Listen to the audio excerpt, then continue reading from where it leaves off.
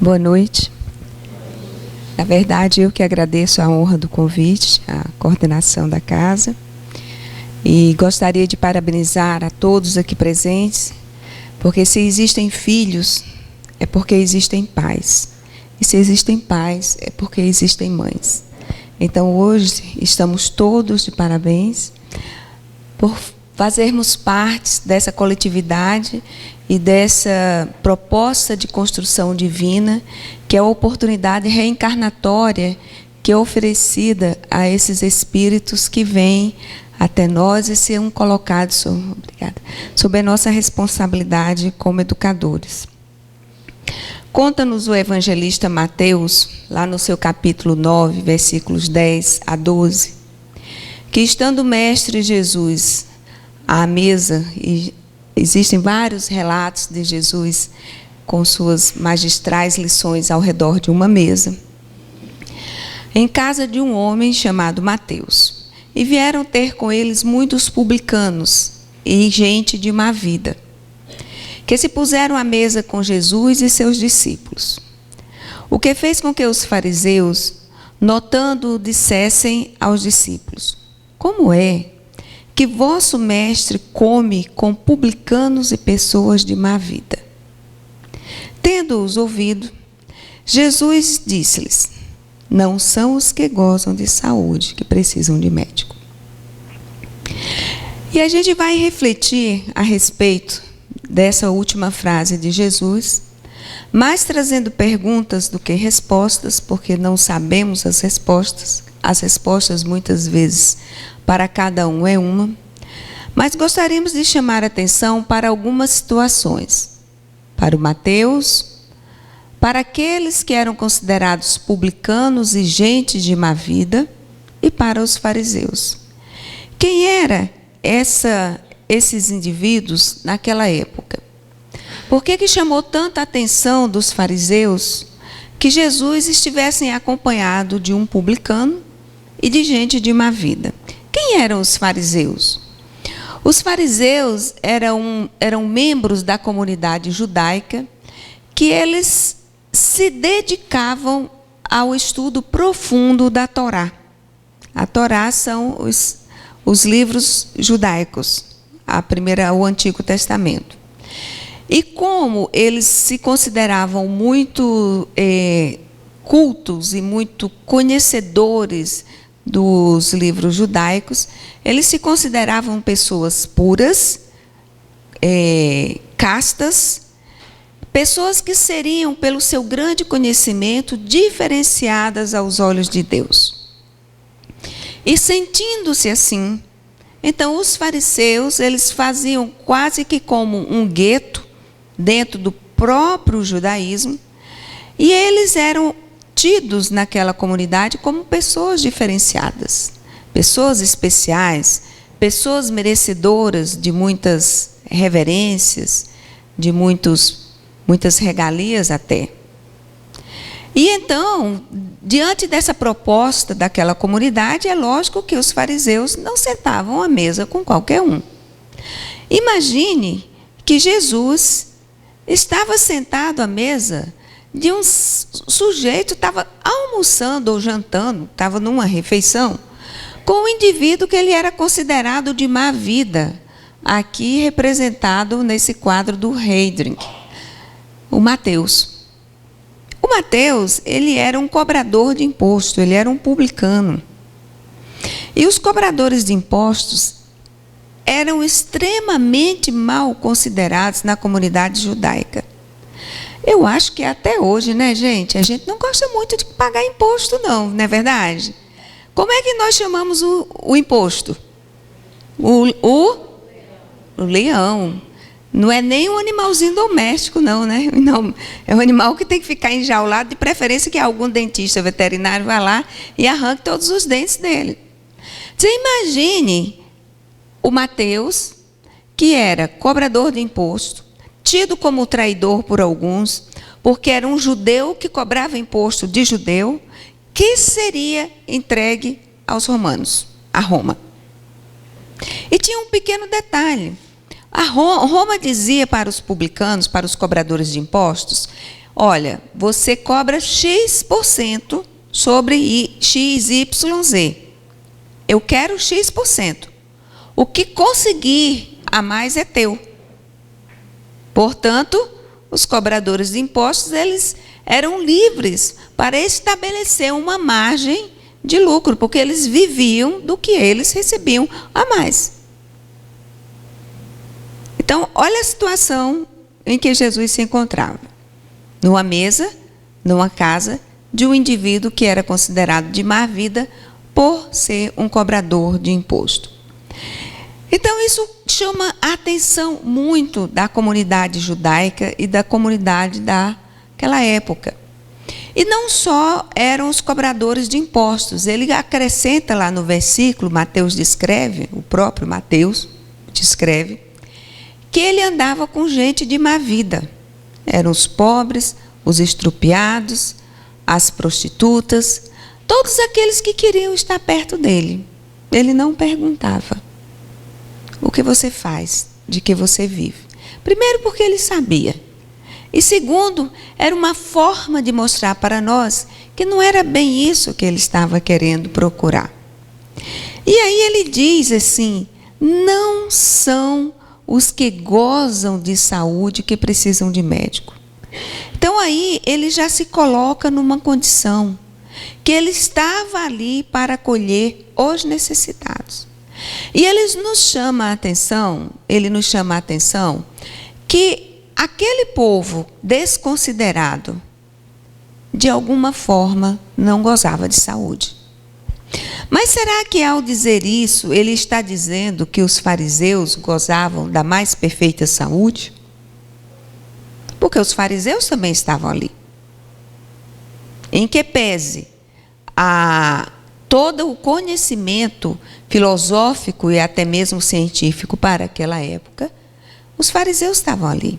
Isso é um outro fato que me chama muito a atenção. Porque eu imagino o quanto o magnetismo de Jesus atraía as pessoas à sua volta. Porque mesmo os fariseus, considerados a elite, a casta do judaísmo, eles iam lá, atrás de Jesus.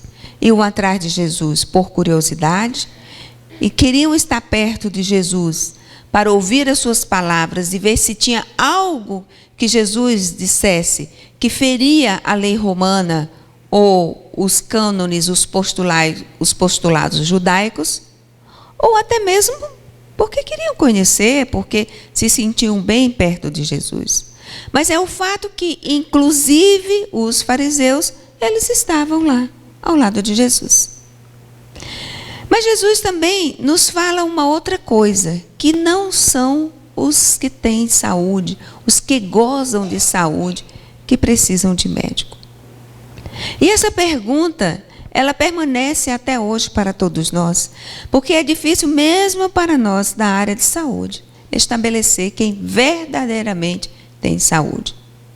Então fica a pergunta: quem são os sãos? Quem somos os saudáveis? A Organização Mundial da Saúde, eu já disse aqui em outras conversas, em 1946, ela vai definir saúde em base de equilíbrio entre algumas vertentes, em alguns aspectos. O bem-estar físico, o bem-estar mental e o bem-estar social, e não somente a ausência de doenças. Essa definição de saúde, ela foi dada em 1946, por ocasião da criação da Organização Mundial da Saúde, na sua Assembleia Geral.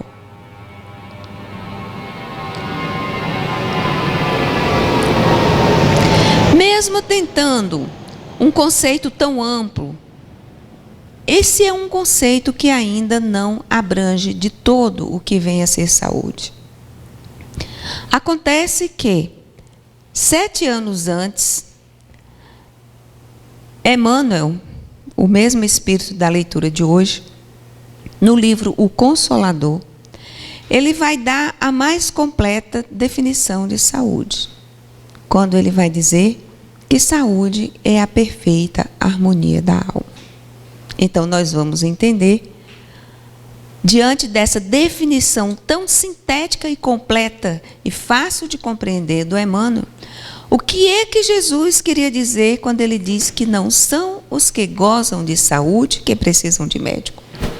Porque aquelas pessoas que estavam em volta de Jesus, de alguma forma, não tinham uma alma perfeitamente harmônica.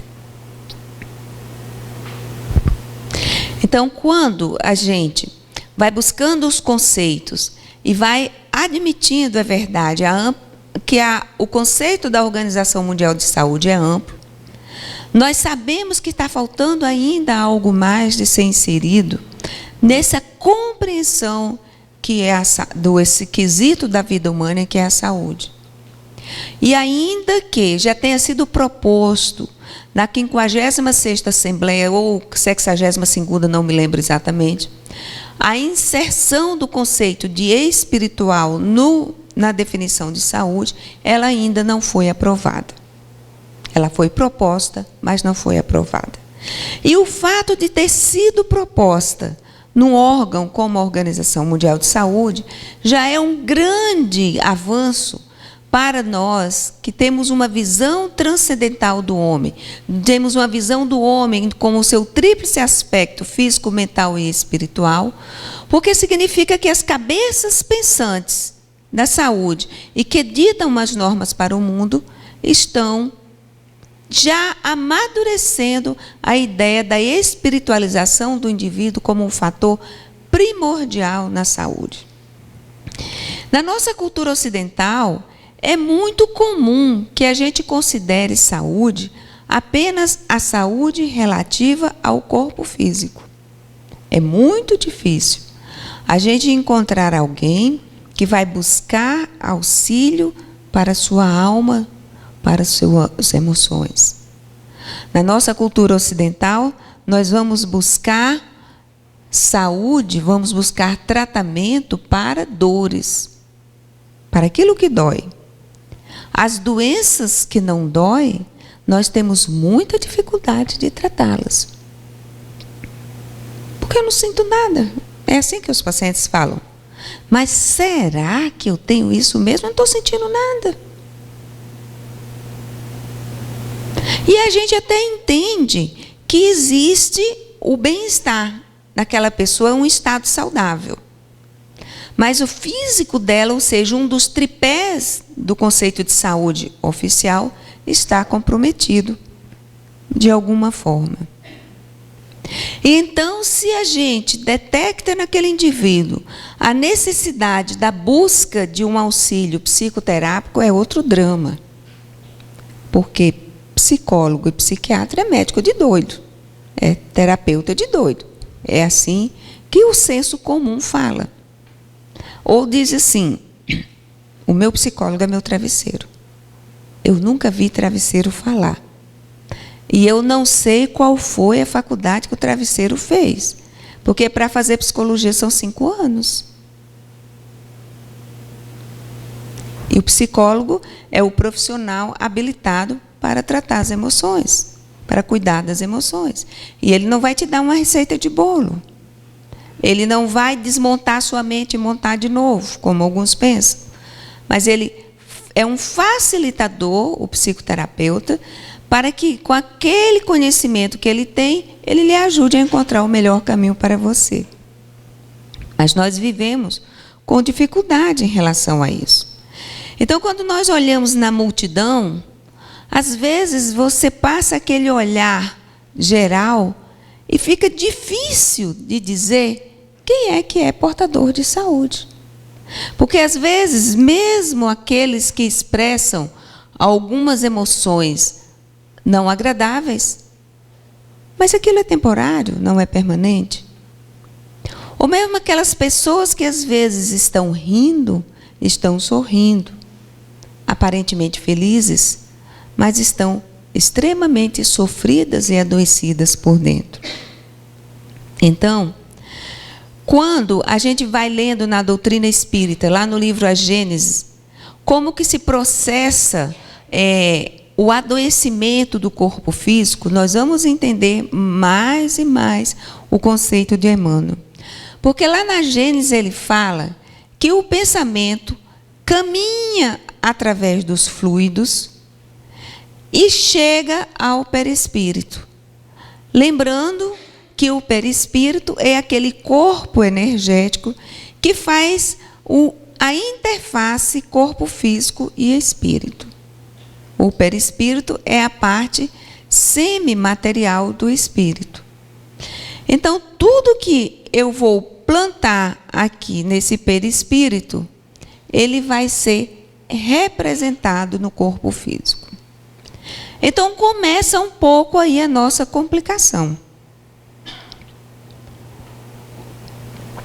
Porque se saúde é a perfeita harmonia da alma, é uma alma harmônica, como é que fica a minha saúde física quando os meus pensamentos não são adequados?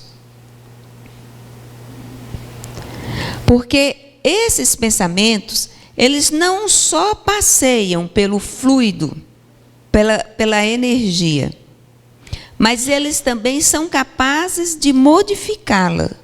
E ao modificá-la, elas vão imprimir no perispírito uma marca. E essa marca vai ser representada no corpo físico mais cedo ou mais tarde. Mais cedo ainda nesta encarnação, ou mais tarde numa encarnação seguinte. E esse corpo físico, ele é o representante do nosso corpo espiritual. André Luiz nos relata, em um dos livros da sua obra, que o corpo físico, que o perispírito, ele é ligado ao corpo físico, célula a célula, molécula a molécula. Nesse momento em que nós estamos vivendo, do cotidiano, da contemporaneidade, vendo tantas coisas difíceis, e muitas vezes isso marca tão profundamente dentro da gente. Isso muitas vezes nos faz sofrer. Isso muitas vezes nos deixa amargurados. Será que esse sentimento momentâneo, ele pode danificar esse perispírito que danificará o corpo físico? Acredito que não. Agora, esse pensamento e sentimento permanente é que fica aí deixando a sua marca. É mais ou menos como o provérbio popular que diz que água mole em pedra fura, tanto bate até que fura. Então a gente vai pensando negativamente, vai estressando, e vai tendo raiva, muita raiva, e vai plantando ódio, muito rancor, e aí acaba a gente estragando o nosso corpo energético. Aí muitas vezes fala assim, mas eu caminho, eu faço atividade física, eu tenho uma alimentação regular, eu durmo cedo, mas o que faz com os sentimentos? E Jesus, que profundamente conhecia a cada um daqueles presentes, e provavelmente sabia a qualidade do pensamento de cada um deles, solta essa maravilha que é lembrar que quem precisa de médico, quem precisa de profissional da saúde, são aqueles que não têm saúde. E eu gostaria de contar um segredo para vocês. E vocês podem me prometer que não vão contar para ninguém? É muito difícil encontrar alguém que tenha saúde nos dias de hoje. Isso é bom ou é ruim? Depende de como você vê. Porque se você se reconhece que precisa se cuidar, isso é bom.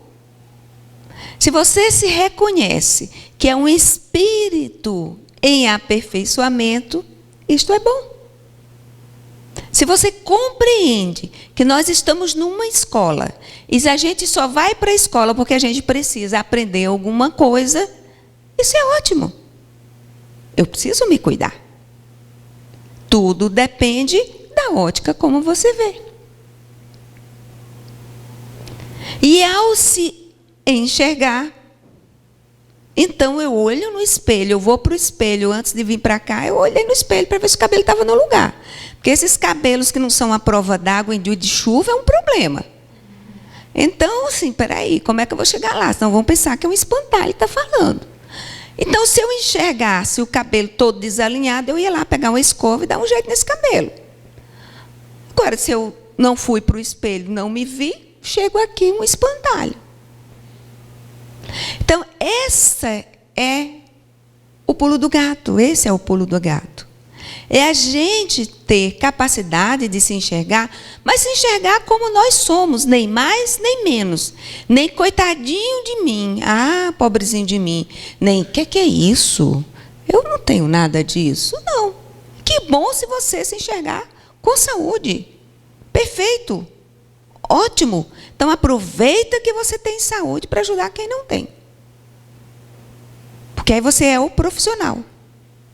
E ao dizer isso, não estou me considerando como profissional da saúde uma pessoa saudável, não. Tomo remédio todo dia. Então, já tem algo do meu corpo físico precisando. Então, mas essa virada que nós precisamos dar ao olharmos para nós mesmos. Sabedores desse conhecimento que Kardec nos traz. E São Luís, lá no Céu e Inferno, na segunda parte, no capítulo 4, ele vai chamar a atenção de uma coisa muito interessante, e os grifos são nossos. Quando ele diz, no encarnado como desencarnado, é sobre a alma, é sobre o sentimento que se faz mister atuar. Toda ação material pode sustar momentaneamente os sofrimentos do homem vicioso. Mas o que ela não pode é destruir o princípio mórbido residente na alma. Todo e qualquer ato que não vise aperfeiçoar a alma não poderá desviá-la do mal. Esse mal a que ele está se referindo não é maldade, é a doença. Então veja que São Luís vai nos dizer que nós precisamos atuar tanto no desencarnado como no encarnado na alma. Então, serve para nós encarnados que atuamos em reuniões mediúnicas, como médios, como esclarecedores, como organizador, como mesmo que não estejamos numa reunião mediúnica, mas como quando percebermos uma presença menos feliz. Então, a ação naquele espírito desencarnado é sobre a alma dele, para que ele compreenda a situação em que ele se encontra. É sobre o sentimento. Porque se consegue mudar o sentimento daquele indivíduo para uma ótica mais positiva, para uma ótica melhor, estamos plantando saúde. E é interessante que ele diz todo e qualquer ato que não vise aperfeiçoar a alma. Presentemente, eu estou acompanhando um caso de um paciente com transtorno depressivo. Foi muito, muito, muito difícil que ele aceitasse que precisava de tratamento medicamentoso e psicoterápico, porque ele não aceitava que tinha transtorno depressivo. Então, foi preciso quase chegar às raias da necessidade de internação para tratar. Então, já está há 3 meses tratando. Terapia e antidepressivo.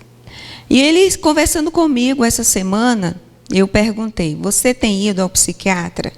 Tem, mas você tem consultado mesmo? Você está sentando na frente do psiquiatra, PPP? Estou. Inclusive, na última consulta, eu perguntei para ele assim, cadê a felicidade? As cápsulazinhas não me trouxeram a felicidade. Vocês conseguem perceber o alcance? Ele está precisando, querendo a felicidade em cápsulas. É isso, em cápsulas. Ele diz assim, a tão falada felicidade não chegou ainda, as cápsulas não trouxeram. Então, essa alma ainda está com muita dificuldade. Então, ali o antidepressivo, ele tem uma ação medicamentosa, sim. Ele vai agir, ele vai liberar algumas substâncias que vai dar um equilíbrio emocional mais ou menos, mas vai com que é o pontapé inicial para a partida. Para quem entende de futebol, a bola vai lá para o meio do campo, né? Alguém vai lá e chuta e começa a partida. Então, o antidepressivo é mais ou menos assim. É o pontapé inicial. Ele precisa de dose adequada, são vários antidepressivos que existem. Um não se dá bem com um, vai se dar bem com o outro. A psicoterapia é que vai fazer com que o jogo ande, que o jogo aconteça. Mas isso só não é suficiente. Você precisa cuidar do espírito. Precisa admitir a possibilidade de interferências espirituais, de terceiros espirituais nessa relação. E nisso aí está muito difícil. Então não vai chegar nunca a felicidade em cápsulas, nem para ele, nem para ninguém.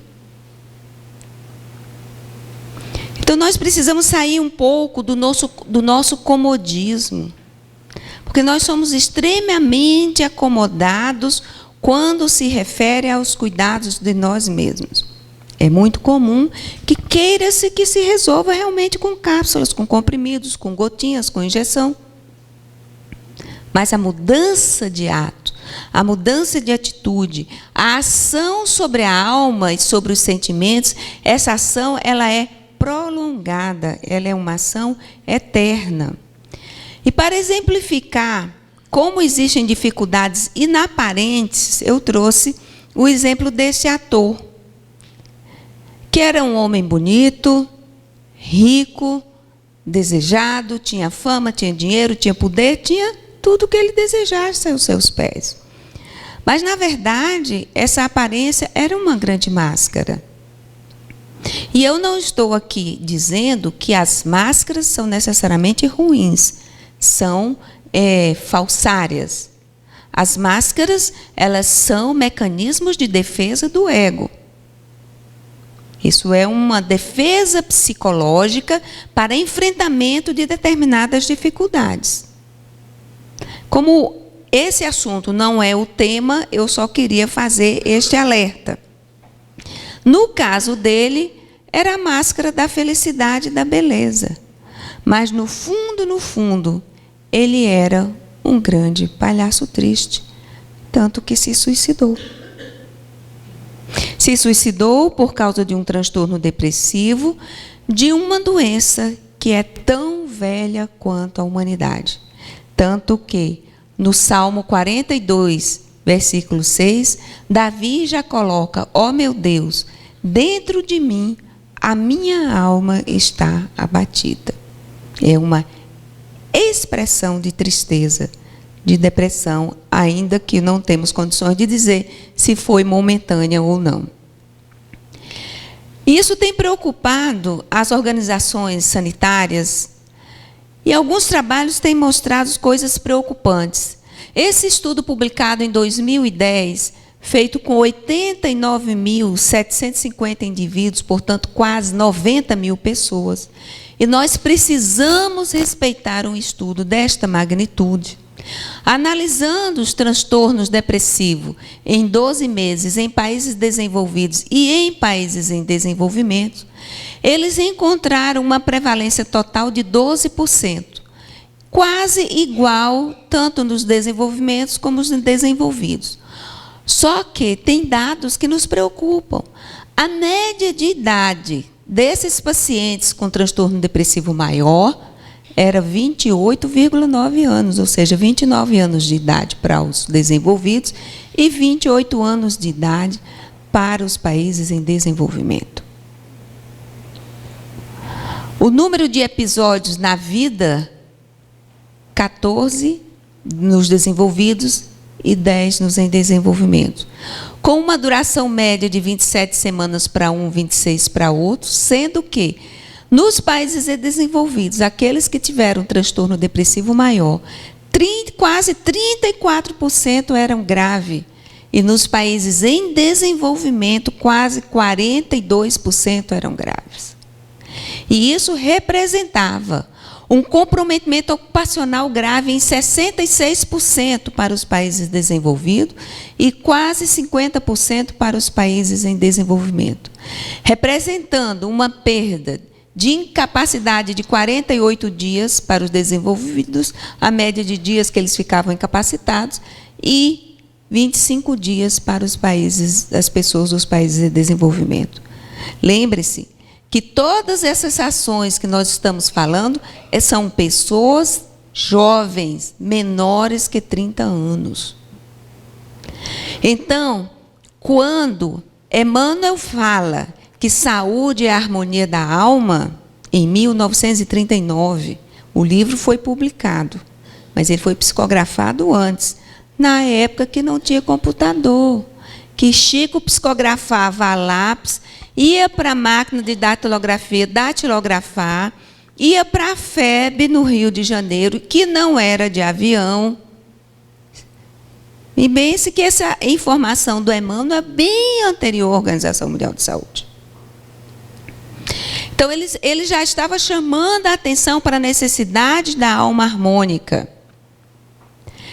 A Organização Mundial da Saúde ainda nos fala com relação à carga global de doenças, das doenças mais prevalentes no mundo, das 10 doenças mais prevalentes, tanto para homens como para as mulheres, 4 delas são transtornos mentais, sendo que a campeã é o transtorno depressivo unipolar. Então, a doença mais incapacitante nos dias atuais é o transtorno depressivo. E eu gostaria, meus amigos, de lembrar que o indivíduo que tem transtorno depressivo, ele não é um preguiçoso. Ele não faz as coisas não é porque tem preguiça. Ele não faz as coisas porque ele não consegue. Então, a gente precisa ter cautela ao lidar com o indivíduo com transtorno depressivo, porque algumas substâncias que são liberadas pelo cérebro, que agrupadas todas chamam as serotoninas, elas são produzidas em quantidade menor. E daí a pílulazinha que ela faz é exatamente a cápsulazinha do meu amigo, do meu paciente, ela faz exatamente é liberar mais serotonina. Só que ao liberar serotoninas, melhora a depressão. E aí a gente vai compreender que se o transtorno depressivo fosse somente de ordem física, a felicidade vinha em cápsulazinhas mesmo. Porque liberou serotonina, melhoraram as serotoninas, os níveis estavam adequados, então eu estou feliz novamente. E não é isso que acontece. Então, nós vamos compreender como os espíritos, e é isso que me encanta na doutrina espírita, como os espíritos são sábios a falar da ação do pensamento sobre os fluidos, sobre o perispírito, sobre o corpo físico. Emmanuel a falar da harmonia da alma, mostrando a necessidade da compreensão. E indo mais além, a gente vai entender a ação dos espíritos desencarnados sobre nós. Então, sabedores de tudo isso, desses possíveis mecanismos de ação, como causadores de adoecimento, nós precisamos refletir, e já que estamos dentro de um contexto espírita, então nós vamos refletir o papel da casa espírita como uma ferramenta produtora de saúde. Mas esse mesmo papel serve para a Igreja Católica, para a Igreja Evangélica, para o Templo de Umbanda, para o Templo Seixo Noye, para qualquer filosofia religiosa, para o budismo. Essas instituições têm um papel muito importante como ferramenta para a saúde, e nós precisamos, como espíritas, refletir e muito a missão da casa espírita perante a sociedade. Nós temos, sim, algo mais a acrescentar, porque nós sabemos como os espíritos desencarnados agem, como eles agem não só para produzir transtornos, mas, sobretudo, como eles agem para nos ajudar. Porque nós não vamos aqui olhar somente para os nossos irmãos com mente em desalinhos, nos processos obsessivos. Mas nós vamos olhar para os benfeitores espirituais que estão aí à nossa disposição, nos chamando, nos ofertando a sua boa energia, a sua boa vontade, o seu amor, para que tenhamos, mais cedo ou mais tarde, uma alma bastante harmônica. Então, uma das coisas que nós precisamos refletir é que a casa espírita não é lugar de espíritos perfeitos. Assim como Jesus não veio para os sãos. Então, a casa espírita é o lugar daqueles que têm necessidades de harmonia da alma. E nós vamos harmonizar a nossa alma em diversos papéis dentro da instituição. Nós vamos ajudar a harmonizar a nossa alma como trabalhadores ou como necessitados. Aqueles que se colocam momentaneamente na condição de necessitados podem vir, ao estarem melhor harmonizados, a serem trabalhadores excelentes. E ao trabalharmos, nós estamos harmonizando a nossa alma, sim. Quem disse que neste momento eu não estou fazendo um exercício de harmonização da alma? Então, esse papel da casa espírita, de hospital, de instituição de saúde, ele não pode ser perdido de vista. E o indivíduo, ao chegar à casa espírita, a gente não precisa imaginar que a gente já tem que colocá-lo numa mesa mediúnica para ser médium, que a gente já precisa colocar uma vassoura e um balde e um pano na mão, mas a gente precisa receber, acolher, tratar, se for o caso, e depois convidar para o trabalho. Porque a instituição tem 3 ferramentas, e novamente nós vamos falar num tripé, que são excelentes ferramentas para busca da saúde. A primeira ferramenta é o estudo, porque conhecerás a verdade e a verdade vos libertará. Então, o estudo doutrinário é muito importante. Porque se eu sei como acontecem as coisas, eu vou poder transitar melhor dentro delas. Uma outra ferramenta, quando for possível, é o trabalho. E volto a lembrar dos portadores de transtorno depressivo, que muitas vezes as pessoas acham que curam somente dando trabalho na instituição, e não é assim. Quando for possível, o trabalho é uma outra ferramenta. Porque ao trabalhar isso, nós acho que já conversamos aqui outra vez, que a lei do trabalho é uma grande lei para o nosso aperfeiçoamento, portanto, para a nossa saúde. E uma terceira ferramenta, não menos importante, é o intercâmbio mediúnico. Isso quer dizer, então, que todo mundo tem que participar de reunião mediúnica? Quem disse que o intercâmbio mediúnico só ocorre durante as reuniões mediúnicas? Quantas vezes nós não estamos fazendo uma coisa, a mente está tranquila e a gente recebe um insight? Kardec diz, os espíritos dizem para Kardec que, via de regra, são os espíritos que nos dirigem.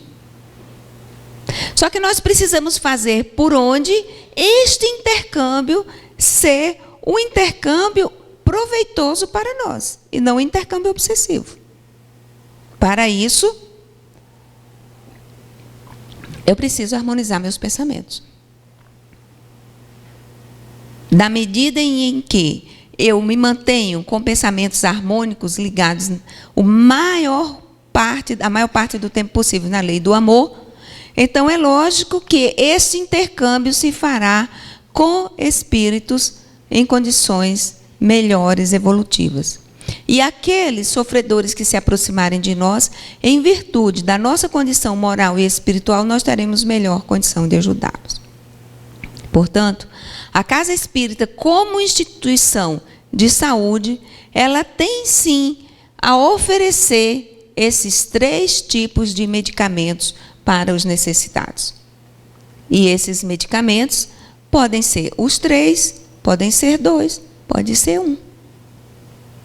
E o intercâmbio mediúnico que a gente cita aqui, aí entra água fluidificada, entra o passe e entra as reuniões de irradiação, desobsessão, reuniões de vibração, do que vocês chamarem. Mas são ferramentas para que a gente alcance a saúde. Lembrando em uma fala de um outro evangelista, que é de Lucas, quando, no seu capítulo 18, versículos 9 a 18, ele vai relatar 2 indivíduos que se dirigiram ao altar. E Jesus observando. E um diz: 2 homens subiram ao templo para orar. Um fariseu, novamente, e um publicano.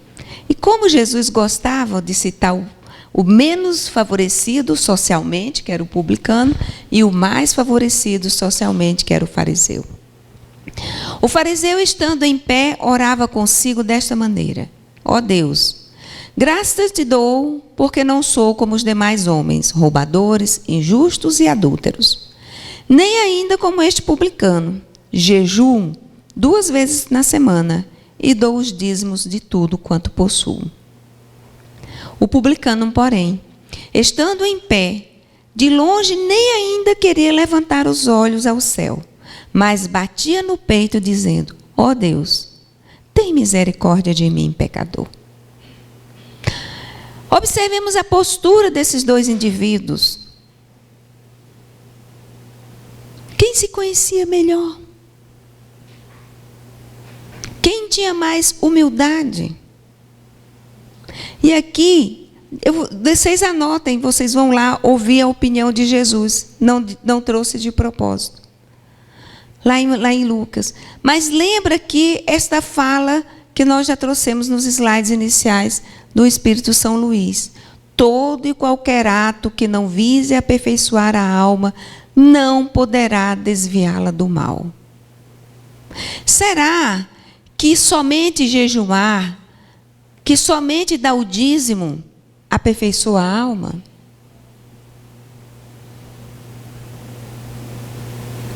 Lembrando que saúde é a perfeita harmonia da alma. Então, dentro dessa visão, quem são os médicos do nosso dia a dia? Quem são os profissionais de saúde? Considerando este conceito amplo. As pessoas, os cuidadores da saúde, são todos aqueles que são capazes de acolher os necessitados. E é interessante que o autor, ao representar isso aqui, colocou Jesus de joelho. É muito significativo. Que em toda a sua grandeza, mas ele ajoelha-se para atender aquela mãe e aquela criança. Assim como na sua grandeza, segundo Emmanuel no livro A Caminho da Luz, ele passou em torno de 1000 anos, adaptando o perispírito à nossa atmosfera para poder reencarnar. É como se ele tivesse ajoelhado. Ele olhando no nível, olhando no olho, numa postura de profunda humildade. Quem são os cuidadores de saúde? São todos aqueles que são capazes de levantar uma lanterna para mostrar o caminho do necessitado. Eu posso levantar a lanterna da minha palavra afável. Eu posso levantar a lanterna da minha mão. Eu posso levantar a lanterna do meu abraço. Posso levantar a lanterna que aponta a estrada para o indivíduo que está indo no precipício. Sem jamais ter um sentimento julgador, um pensamento julgador. Os profissionais de saúde são sim os médicos, são sim os psicólogos, são sim todos os terapeutas que se dedicam profissionalmente a isso. Mas o que nós profissionais da saúde não podemos esquecer é que, como disse o Dr. Bezerra de Menezes e a doutora Marlene, o nosso diploma pertence a Jesus. E se o meu diploma pertence a Jesus, eu preciso minimamente tentar seguir aquilo que ele nos ensinou. Mas também são profissionais de saúde aqueles que, ao ver o indivíduo se afogando por a pouca crença, vão lá e resgata. E não diz: eu não disse que se você fizesse isso, você ia se dar mal? Isso não é caridade. Isso não é ajuda. Na hora que o indivíduo está se afogando, ele precisa de uma tábua para salvar-se. de uma prancha de isopor, de uma mão estendida, para a água não ir para o nariz. Então, qualquer que seja a situação que a gente se encontre, a gente pode sim ser uma pessoa da área da saúde. A gente pode sim ser um cuidador. E lembrando essa palavra de Kardec na introdução do Evangelho segundo o Espiritismo, quando ele disse, os médicos, e aqui leia-se, todos aqueles que desejam cuidar da saúde, são mal sucedidos tratando a maior parte das moléstias, é que tratam do corpo sem tratarem da alma. Ora, não se achando todo em bom estado, impossível é que uma parte deles faça bem. Isso aqui não representa tratar o todo, tratar a alma? Nós precisamos refletir na nossa postura diante da saúde, o que realmente nós queremos. Nós queremos somente tratar doenças? É fácil, é tomar a pílulazinha, ainda que a felicidade não venha em cápsulas. É tomar o remédio. Mas tem algo mais que nós precisamos fazer e que nos tira dessa condição de apenas cuidador de doença para sermos seres saudáveis. Seres saudáveis na medida em que fala Emmanuel, quando diz que é a harmonia da alma, em que falou Jesus, em que falou Kardec, em que falou São Luís, em que falaram todos, que tinham uma visão ampla e compreendiam melhor o conceito. E para sermos indivíduos saudáveis, é importante que a gente deixe uma marca no coração do outro. Uma marca boa, naturalmente. Uma marca indelével, para que naqueles momentos de maior dificuldade, o outro lembre daquele momento de alegria, de felicidade, de ajuda, e faça com que ele resgate. E para que a gente seja dessa forma, é preciso que a gente quebre as correntes do egoísmo, da prepotência, do individualismo, da pouca fé. É preciso que a gente acredite, ainda que a situação seja a mais difícil e desfavorável possível. Mas a fé, ela precisa se manter. É preciso que, além de quebrar as correntes do egoísmo, do orgulho, da prepotência e de manter a fé, é preciso que a gente olhe para a beleza que está ao nosso redor. Porque a beleza que existe na natureza e que existe em todos nós, ela é uma manifestação divina. Porque Deus não fez nada feio, não fez nada errado. Então, todos que existimos, somos belos de alguma forma. E o que não está tão belo ainda, vai ficar mais belo ainda no futuro. É preciso reconhecermos a paternidade e a grandiosidade. Porque nós somos apenas o terceiro nessa galáxia aqui, que é uma das pequenas galáxias do universo. Então é preciso essa postura de reconhecimento que existe um ser superior a nós. Mas que este ser superior, ainda que grandioso, ele está o tempo todo nos chamando. Ele está o tempo todo de braços abertos, dizendo, vem para mim, que eu estou aqui como divino médico. E eu vim para os que precisam de médico. Muita paz, muita saúde para todos nós.